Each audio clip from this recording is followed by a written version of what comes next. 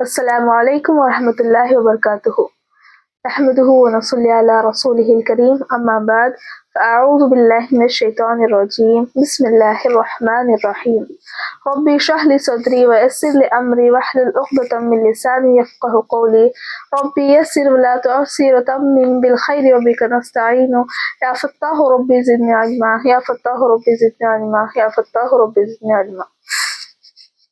بسم اللہ الرحمن الرحیم۔ اللہ کی نظر میں کون نیک ہے صرف اللہ جانتا ہے۔ چلے دیکھتے ہیں اللہ کی نظر میں کون نیک ہے۔ بسم اللہ الرحمن الرحیم۔ ایک حدیث ہے سنن ترمذی 2382 میں، حضرت ابو ہریرہ رضی اللہ تعالی عنہ بیان کرتے ہیں کرتے ہیں کہ رسول اللہ صلی اللہ علیہ وسلم نے مجھ سے یہ حدیث بیان کی، قیامت کے دن جب ہر امت گھٹنوں کے بل پڑی ہوگی تو اللہ تعالیٰ اپنے بندوں کے درمیان فیصلے کے لیے نزول فرمائے گا۔ پھر اس وقت فیصلے کے لیے سب سے پہلے ایسے شخص کو بلایا جائے گا جو قرآن کا حافظ ہوگا، دوسرا شہید ہوگا اور تیسرا مالدار ہوگا۔ اللہ تعالیٰ حافظ قرآن سے کہے گا، کیا میں تجھے اپنے رسول پر نازل کر دی گئی کتاب کی تعلیم نہیں دی تھی؟ وہ کہے گا، یقیناً اے میرے رب۔ تو اللہ تعالیٰ فرمائے گا، جو علم تجھے سکھایا گیا اس کے مطابق تو نے کیا عمل کیا؟ وہ کہے گا، میں اس قرآن کے ذریعے راتوں دن تیری عبادت کرتا تھا۔ اللہ تعالیٰ فرمائے گا، تو نے جھوٹ کہا، اور فرشتے بھی کہیں گے کہ تو نے جھوٹ کہا۔ پھر اللہ کہے گا، قرآن سیکھنے سے تیرا مقصد یہ تھا کہ لوگ تجھے قاری کہیں، سو تجھے قاری کہا گیا۔ پھر شب مال پیش کیا جائے گا اور اللہ اس سے پوچھے گا، کیا میں تجھے ہر چیز کی وسعت نہ دے رکھی تھی، یہاں تک کہ تجھے کسی کا محتاج نہیں رکھا؟ وہ عرض کرے گا، یقیناً میرے رب۔ اللہ فرمائے گا، میں تجھے گیا۔ پھر شیب مال کو پیش کیا جائے گا اور اللہ اسے پوچھے گا، کیا میں تجھے ہر چیز کی وسعت نہ دے رکھی تھی؟ یقیناً میرے رب۔ اللہ فرمائے گا، میں تجھے جو چیزیں دی تھی ان میں کیا عمل کیا؟ وہ کہے گا، صلہ رحمی کرتا تھا اور صدقہ و خیرات کرتا تھا۔ اللہ فرمائے گا، تو نے جھوٹ کہا، اور فرشتے بھی اسے جھٹلائیں گے۔ پھر اللہ تعالیٰ فرمائے گا، بلکہ تم یہ چاہتے تھے کہ لوگ تمہیں سخی کہا جائے، سو تجھے سخی کہا گیا۔ اس کے بعد شہید کو پیش کیا جائے گا۔ اللہ اسے پوچھے گا، تجھے کس لیے قتل کیا گیا؟ وہ عرض کرے گا، مجھے تیری راہ میں جہاد کا حکم دیا گیا تھا، چنانچہ میں جہاد کیا یہاں تک کہ شہید ہو گیا۔ اللہ اسے کہے گا، تو نے جھوٹ کہا، اور فرشتے بھی اسے جھٹلائیں گے۔ پھر اللہ فرمائے گا، تیرا مقصد یہ تھا کہ تجھے بہادر کہا جائے، سو تجھے وہ کہا گیا۔ پھر رسول اللہ صلی اللہ علیہ وسلم نے میرے زانوں پر ہاتھ مار کر فرمایا، ابو ہریرہ رضی اللہ تعالیٰ عنہ، یہی وہ پہلے 3 شخص ہیں جس نے قیامت کے دن جہنم کی آگ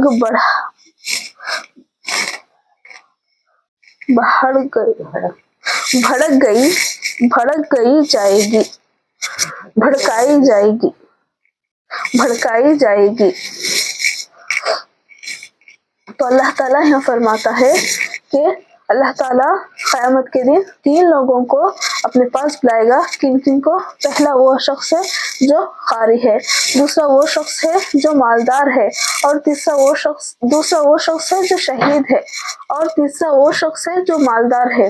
تو اللہ تعالیٰ قیامت کے دن قاری کو بلائے گا اور کہے گا کہ میں نے تجھے رسول اللہ صلی اللہ علیہ وسلم کی اوپر نازل کی ہوئی قرآن کو اتارا تھا تو تم نے کیا کیا؟ تو وہ قاری کہے گا کہ اللہ تعالیٰ میں دن اور رات کو جاگ کر میں اس کو حفظ کیا تھا. تو اللہ تعالیٰ کہے گا کہ یہ تو جھوٹ کہہ رہا ہے، تو لوگوں کے لیے لوگ تجھے قاری کہیں گے اس لیے تو نے حفظ کیا تھا. اور دوسرا اللہ تعالیٰ جسے مال عطا کیا تھا اس کو بلائے گا اور کہے گا کہ میں تجھے ہر چیز عطا کی تھی، تجھے کسی کا محتاج نہ بنایا تھا، تو اس پر تو نے کیا عمل کیا؟ تو وہ شخص کہے گا کہ اے اللہ میں غریبوں کی مدد کیا اور میں صدقہ خیرات کیا. تو اللہ تعالیٰ اس سے کہے گا تو نے جھوٹ کیا. اور فرشتوں بھی کہیں گے کہ تم نے جھوٹ کہا، تم نے دکھاوے کے لیے، لوگ تمہیں سخی کہنے کے لیے تم نے یہ سب کیا کر کے فرشتے بھی جو ہے فرمائیں گے. اور تیسرا وہ ہے شہید. اللہ تعالیٰ شہید کو اٹھائے گا اور کہے گا کہ تم کس لیے شہید ہوئے؟ تو شہید کہے گا کہ اے اللہ میں تیری راہ میں جہاد کرتے ہوئے شہید ہو گیا، تو اسے شہید کہا گیا. تو اللہ تعالیٰ فرماتا ہے کہ وہ تو نے جھوٹ کہا،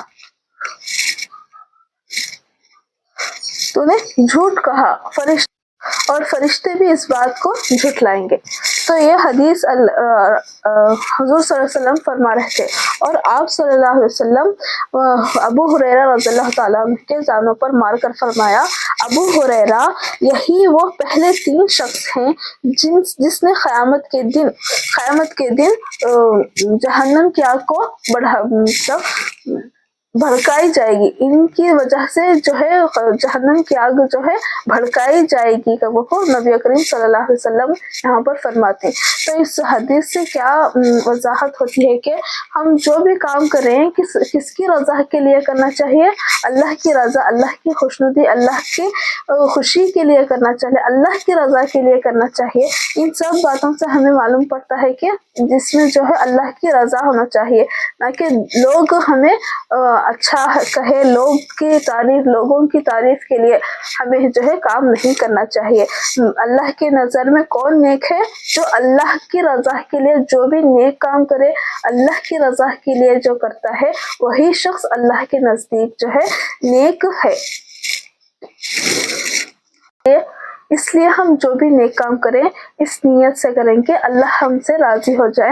نیت کرتے خود اللہ تعالیٰ دیکھ رہا ہوتا ہے کہ یہ بندہ جو نیک کام کر رہا ہے کس لیے کر رہا ہے، کہ لوگوں کی واہواہی کے لیے کر رہا ہے یا میرے لیے، میری رضا کے لیے کر رہا ہے. تو نیت جو ہے اللہ جانتا ہے. تو ہمیں چاہیے کہ جو بھی نیک کام کریں صرف اللہ کی رضا کے لیے، کہ چھوٹے سے چھوٹا کام بھی جو نیک کام کرے تو اللہ کی رضا کے لیے کرنا چاہیے. وہی شخص جو ہے اللہ کے نزدیک نیک ہوتا ہے. جو اللہ کے نبی کریم صلی اللہ علیہ وسلم کا طریقہ چھوڑے وہ ایمان والے نہیں ہو سکتے. تو جو اللہ کے نبی کریم صلی اللہ علیہ وسلم کا طریقہ چھوڑے وہ ایمان والے نہیں ہو سکتے. حدیث صحیح بخاری 5063 میں 3 حضرت علی بن ابی طالب، عبداللہ بن عمر بن العاص اور عثمان بن مظعون رضی اللہ تعالی عنہ نبی کریم صلی اللہ علیہ وسلم کی ازواج مطہرات کے گھروں کی طرف آپ کی عبادت کے متعلق پوچھنے گئے. جب انہوں نے حضور اکرم صلی اللہ علیہ وسلم کا اعمال بتایا گیا تو جیسے انہوں نے اسے کم سمجھا اور کہا کہ ہمارا آپ حضرت صلی اللہ علیہ وسلم سے کیا مقابلہ، آپ کی تو تمام اگلی پچھلی لغزشیں معاف کر دی گئی ہیں. ان میں سے ایک نے کہا کہ آج سے میں ہمیشہ رات بھر نماز پڑھا کروں گا. دوسرے نے کہا کہ میں ہمیشہ روزہ رکھوں گا اور کبھی ناگا نہیں ہونے دوں گا. تیسرے نے کہا کہ میں عورتوں سے جدائی اختیار کر لوں گا. اور کبھی نکاح نہیں کروں گا۔ پھر آپ حضرت صلی اللہ علیہ وسلم تشریف لائے اور ان سے پوچھا کیا تمہیں یہی باتیں کہی ہیں؟ سن لو، اللہ تعالیٰ کی قسم، اللہ رب العالمین سے میں تم سب سے زیادہ ڈرنے والا ہوں، میں تم سب سے زیادہ پرہیزگار ہوں، لیکن میں اگر روزہ رکھتا ہوں تو افطار بھی کرتا ہوں، نماز بھی پڑھتا ہوں رات میں اور سوتا بھی ہوں، اور میں عورتوں سے نکاح بھی کرتا ہوں۔ میرے طریقے سے جس نے بے رغبتی کی مجھ میں سے نہیں ہے۔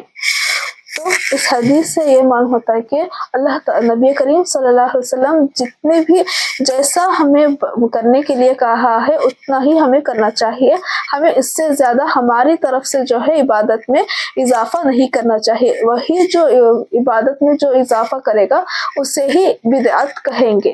جو بھی دین میں اپنی طرف سے اضافہ کرتا ہے اسی کو بدعت کہتے ہیں، اور جو نبی کریم صلی اللہ علیہ وسلم کا طریقہ آپ نے دکھایا ہمیں اسی طریقے پر چلنا چاہیے، وہی جو ہے صحیح طریقہ ہے، اور وہ ایمان والے ہوتے ہیں۔ وہ طریقہ چھوڑ دیں گے جو ہمیں ایمان والے نہیں ہو سکتے ہیں۔ اس حدیث سے ہمیں یہ وضاحت ملتی ہے۔ وآخر الدعوانا الحمد للہ رب العالمین۔ السلام علیکم ورحمۃ اللہ وبرکاتہ۔